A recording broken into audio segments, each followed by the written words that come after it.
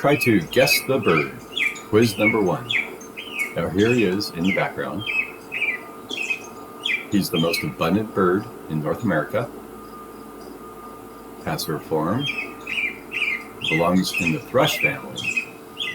Found in Canada, the United States, and Mexico. Eats fruits, berries, bugs, and worms. Did you get it? It is our American robin. And here he is in a tree, Turdus migratorius. And here's a few of them on the ground. And this guy here, he's eating a worm. Well, how about that? Thanks for watching. I hope you got it right. Please subscribe and don't forget to share.